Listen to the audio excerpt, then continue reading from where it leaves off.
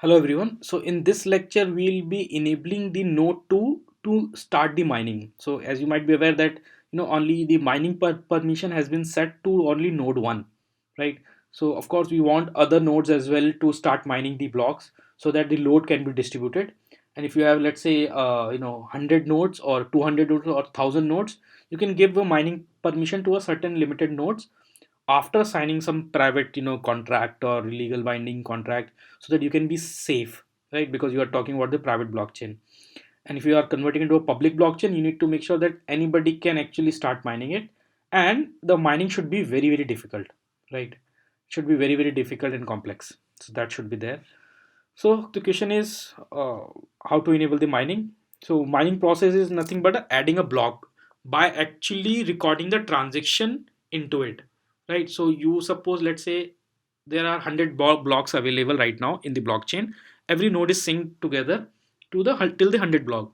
So one node actually has to identify the next block by actually getting the unconfirmed transaction from the network which are floating here and there, and record them into the block, right? But the process is not that simple. They have to actually identify a nonce, which is nothing but a random string, right, in such a way that after crunching the entire block, right, after putting that nonce as well, after crunching the entire block or creating the hash of that block, that hash should be less than the most recent, or let's say 101 numbers, blocks hash should be less than the 100th block, right? So that it can be added. So that's the rule. So in the Bitcoin it is a rule, and in multi-chain this rules vary, depends on the use case and the configurations. So I'm going to show you how to enable the mining. It's very easy actually. So you need to enable the permissions, to mine to node 2, and the moment it receives the permission, it will automatically start mining the block. So first thing you need to do is you need to SSH into both node 1 and node 2 if you have not done it already, and then make sure that you are in the interactive mode, right, in both servers.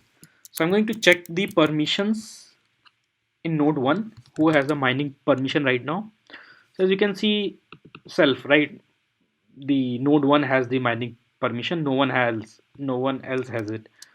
So so let's try to get the permission, give the permission to node 2 to mine it, right? So you have to put this grant here, space, and then permission or address of the node 2. So let's copy this node 2 address,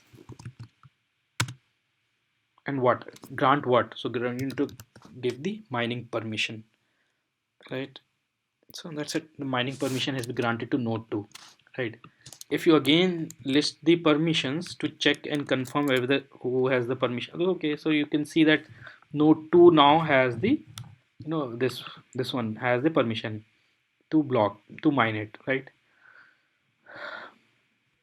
So we'll just try to get the information and see how many blocks we have, new blocks has been mined, right? So you can wait for the 15 second if there is no new block,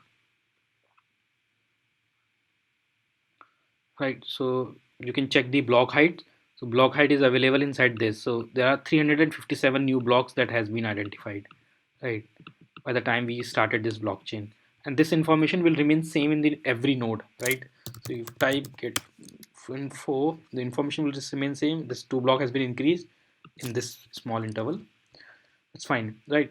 So so you need to do is, what you need to do is you need to check the block detail. So suppose if you want to get the block detail, you will use this, and let's say I want to check the block detail of block number 357. So if you enter this, then you will see the every information about the block. This is a signature of the block. So hash of the block, who was the miner, remember this was who, this was node 1 or node 2, let's check out. So this was LDFG, was node 1, right? So as you can see, node 1 has mined the block number 357. If you'll check any block before 357, it has to be mined by the this address only. But let's check out the block number 358. So let's check get block 358. So this again has been mined by the same miner. Let's check another block, get block 359. So yeah, so as you can see, the miner has been changed, right? So let's check 360. So 360, sorry, get block 360. It is again back to the previous one, right? So let's check 361 again.